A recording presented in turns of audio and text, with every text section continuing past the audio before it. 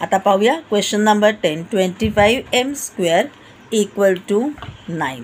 मग काय केलेलं आहे, आपण इक्वेशन करायचं आहे, म्हणजे 9 इक्वल असून चालणार नाही आहे, म्हणून मग त्याला +9ला आपण जे आहे लेफ्ट हँड साईडला करून घेऊ, म्हणजे होईल -9. म्हणजे आपला क्वेश्चन काय झाला, 25m² - 9 = 0. आता बघा हा कुठल्या फॉर्ममध्ये आलेला आहे. 25m²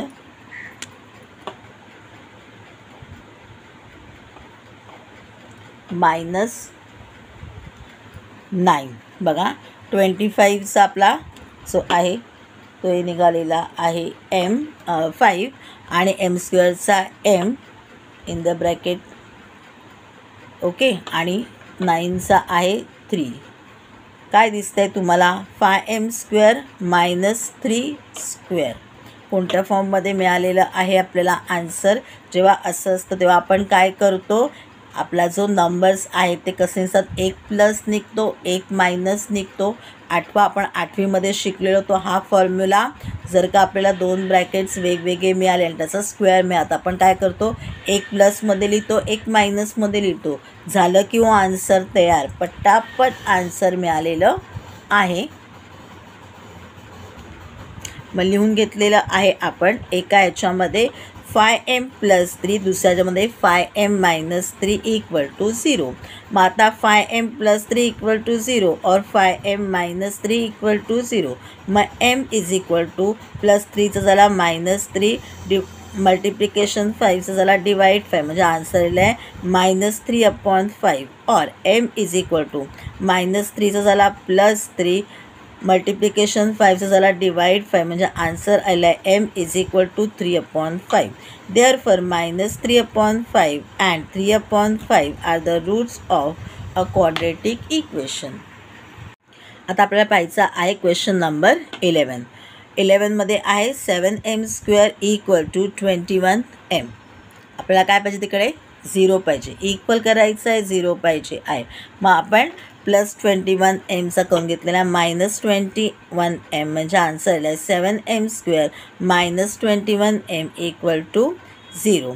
आता आपल्या ह्याच्यामधून फक्त कॉमन नंबर काढता येईल, तो आहे 7m इन द ब्रॅकेटमधला m - 3 = 0. आपण हे सगळीच्या सगळी उदाहरणं इयत्ता 8वीमध्ये सोडवलेली आहेत. ॲज इट इज आपल्याला क्वेश्चन्स जे आहेत ते आपल्याला 10वीमध्ये आलेले आहेत.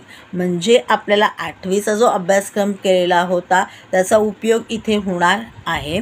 त्यामुळे तेव्हाची जी पुस्तकं आहेत त्याच्यामधले जे क्वेश्चन्स आहेत ते ॲज अ प्रॅक्टिस म्हणून तुम्ही सोडवू शकता.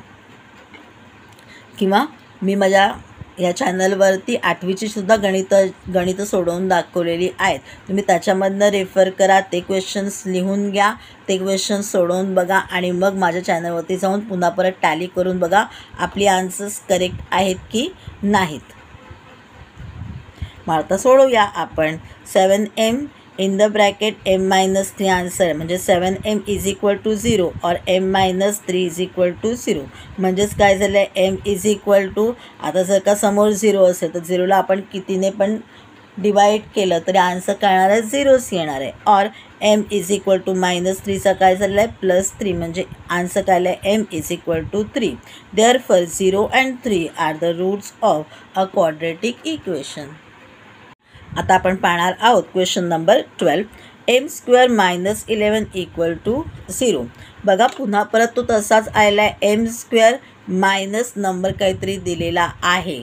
मग आता आपण ह्याचा काय म्हणूया आपण, की आपल्याला याचा स्क्वेअर रूट माहिती नाही आहे. मग काय करूया आपण, त्याला 2मध्ये डिवाइड करूया, म्हणजे in the root 11 into in the root 11 = 11. मग आपण लिहून घेतलेलं आहे. एक मायनस असल्यामुळे काय झालं, एकामध्ये प्लस एकामध्ये मायनस. मग लिहून घेतलेलं आहे m plus in the root 11 इन द second bracket m minus in the root 11 = 0. म्हणजे m plus in the root 11 = 0 और m minus in the root = 0. म्हणजे मग काय होईल, therefore m = plus in the root 11चा काय झालेला आहे, मायनस इन द रूट 11 और m = minus in the root 11चा काय झालेला आहे प्लस इन द रूट 11 म्हणजे आन्सर आला आहे m is equal to in the root 11. मग आपण इथे लिहून घेतलं therefore minus in the root 11 and in the root 11 are the roots of quadratic equation.